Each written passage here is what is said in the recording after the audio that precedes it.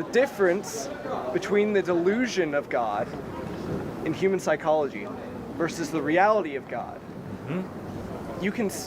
You can seek after false ideas in real life experience, and especially with an omnipotent being, you can believe that you see signs from this being pointing you in that direction if you want to believe that.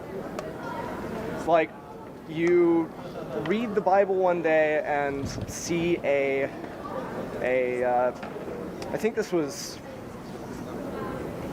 one of the well, whatever. But you read the Bible and it somehow resonates with you, and this shaft of light erupts from the heavens, and you think, that must be God doing that.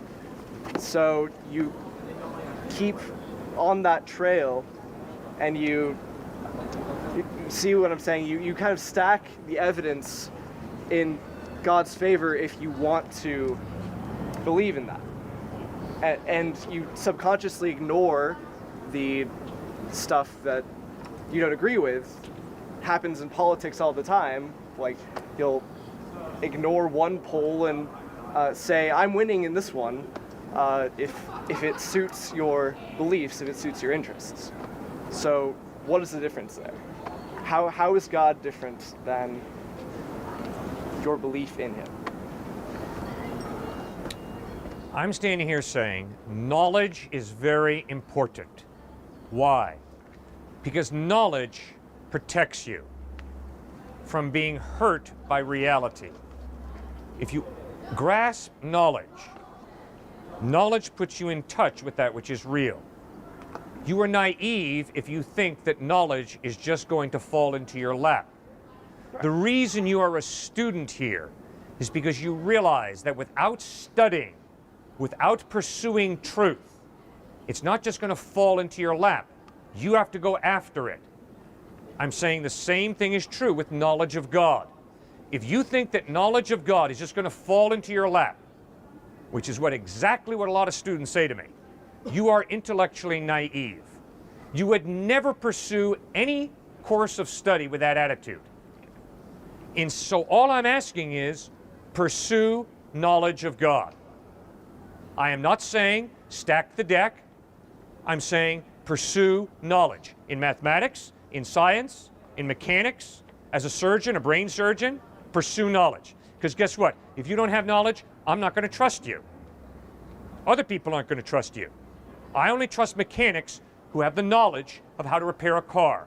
And I'm not going to trust a surgeon who just says willy-nilly, fall into my lap. Sure, I'll operate on your brain, Cliff. No. They have to pursue knowledge of my brain, the human brain, before I'm going to trust them to open up my skull and operate. And they better not go willy-nilly through my brain. Well, the same thing is true with God, which means the attitude. Prove yourself to me. That's pathetic. Or this one. God, here's how I can believe in you. If you do this, this, and this. That's intellectual dishonesty. That is a decision of the will. Bug off, God. So all I've meant is, in the same way that you pursue knowledge in mathematics, in science, the same way you pursue knowledge in history and psychology, the same way you pursue knowledge in building a friendship with a roommate, similarly, pursue the knowledge of God. That's what Jesus meant when he said, ask and it shall be given you, seek and you shall find, knock and the door shall be opened. What he's saying is, if you think that God's going to just drop into your lap, you're sadly mistaken. God is not going to violate your will. And if you don't want to know God, he's not going to force himself upon you.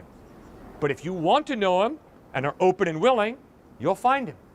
In other words, the only reason a person doesn't find God is for the same reason a criminal doesn't find the police.